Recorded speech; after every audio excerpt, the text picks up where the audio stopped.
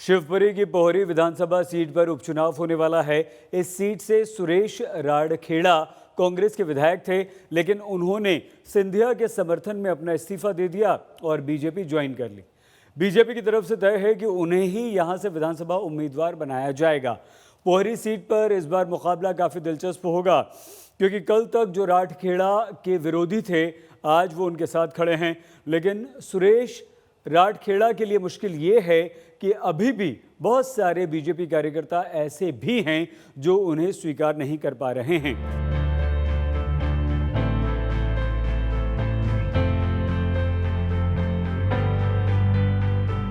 शिवपुरी जिले की पोहरी सीट आजकल खूब राजनीतिक चर्चा में है और यहां पर सियासी हवा चल रही है।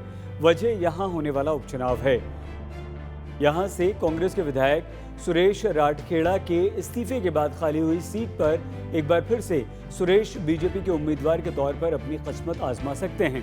बीजेपी के स्थानीय नेता भी मान रहे हैं कि सुरेश राठखेड़ा ही बीजेपी के उम्मीदवार होंगे और पूरी बीजेपी एकजुट होकर उनके लिए काम करेगी। अब ये बिकाऊ मुद्दा तो कांग्रेस उछाल रही है। असल में कांग्रेस के पास कुछ बचा नहीं है कहने को। कांग्रेस किस मुंह से जनता के पास जाए? कांग्रेस की विरासत में झूठ है, कांग्रेस की विरासत में गुमराह करना है, कांग्रेस की विरासत में जनता को भ्रमित करना है और उसी का सहारा लेकर अब जनता के बीच जा रहे हैं। तो उनको बहुत ज़्यादा सफलता इसमें मिलने वाली नहीं है, बल्कि उन्होंने जो वायदे किए अपने ही लोगों ने, उन्हीं के विधायकों ने, उनकी विधायकों की ही नहीं सुनते थे कमलनाथ जी, उनके मंत्रियों की नहीं सुनते थे। इसीलिए तो भारतीय जनता पार्टी में आकर उन्होंने अपना बताया है कि हमारी कमलनाथ जी नहीं सुनते थे और जो विकास की बात करके हम जनता से आए थे, वे वादे हम पूरे नहीं कर पा रहे हैं, इसीलिए उनकी सरकार गिरी है।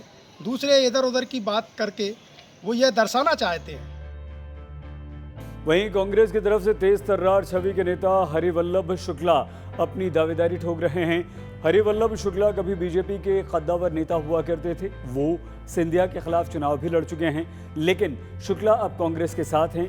हरिवल्लभ शुक्ला का कहना है कि इस बार जनता धोखे में नहीं आएगी और गद्दारों को सबक जरूर सिखाएगी। अब तो केवल पोहरी में नहीं बल्कि जितनी भी सीटों पे उपचुनाव हो रहे हैं और जिन लोगों ने कांग्रेस के विधायक पद से इस्तीफा दिया है, तो सबसे बड़ा मुद्दा तो यही रहने वाला कि उन्होंने कांग्रेस की पीठ में छुरा भोंका, गद्दारी की, पार्टी से बिक गए बीजेपी के हाथों। यही सबसे बड़ा मुद्दा रहेगा चुनाव में। सिंधिया जी पहले कांग्रेस में थे, अब बीजेपी में शामिल हुए हैं। क्या उनसे क्या इफेक्ट पड़ेगा चुनाव में बीजेपी? मेरे ख्याल से तो इफेक्ट कुछ नहीं पड़ेगा और ये उनका गलत निर्णय रहा। कांग्रेस को छोड़ के बीजेपी में जाने से उनकी छवि खराब हुई है, उनका वेट कम हुआ है पब्लिक में और पब्लिक में उनके प्रति काफ़ी आक्रोश है। अगर पोहरी विधानसभा के राजनीतिक गणित को देखा जाए तो यहां कुल 2,25,000 मतदाता हैं। 2008 में इस सीट पर बीजेपी विजयी हुई थी, जबकि 2013 के विधानसभा चुनाव में भी बीजेपी ने ही इस सीट पर कब्जा जमाया था। हालांकि 2018 में जनता का मूड बदला और कांग्रेस के सुरेश राठखेड़ा को विधानसभा यहां के लोगों ने पहुंचा दिया।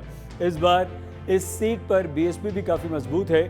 बीएसपी ने तो अपना उम्मीदवार भी घोषित कर दिया है। पिछले चुनाव में दूसरे नंबर पर रहे बीएसपी उम्मीदवार कैलाश कुशवाहा एक बार फिर से कड़ी टक्कर देने के लिए मैदान में उतर रहे हैं।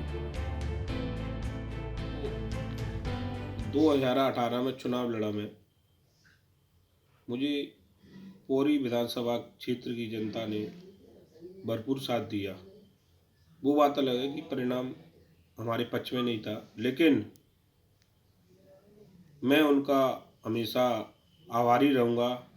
मुझे कम समय में 53,000 वोट दो के मैं क्षेत्र का कर्जदार बन गया और उसी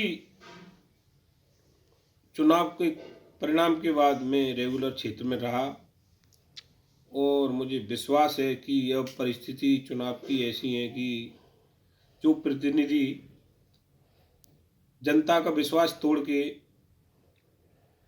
लोकतंत्र की हत्या करके, जनता को धोखा देकर और कहीं ना कहीं जनता को चौराहे पे जनता का सौदा करके दूसरी पार्टी में गया है तो जनता का विश्वास तोड़ा है, तो जनता अब जवाब देने बैठी है। धाकड़ और ब्राह्मण बाहुल्य वाली इस सीट पर यही वोटर निर्णायक भूमिका भी अदा करते हैं। पोहरी विधानसभा क्षेत्र में जातिवादी राजनीति खूब होती है। यहाँ मुकाबला धाकड़ों और ब्राह्मणों के बीच होता है और शायद इस बार भी ये देखने को मिले, क्योंकि बीजेपी की तरफ से धाकड़ उम्मीदवार सुरेश के मैदान में उतरने की पूरी उम्मीद है, लेकिन नरेंद्र सिंह तोमर के करीबी सोनू बिरथरे भी टिकट मांग रहे हैं। तो कांग्रेस की तरफ से हरि वल्लभ शुक्ला की दावेदारी तो है ही। इस सीट का विधानसभा चुनाव बीजेपी के लिए आसान नहीं होगा, क्योंकि बीजेपी के पुराने कार्यकर्ता सिंधिया समर्थक कैंडिडेट को अपनाने में संकोच कर रहे हैं। तो कांग्रेस में भी दावेदारों की लंबी लाइन जरूर है। ये उम्मीदवार घोषित करने के मामले में बीएसपी सबसे आगे है, उसने बाजी मार ली है, जो शायद बीएसपी के लिए फायदे का फैसला जरूर हो सकता है।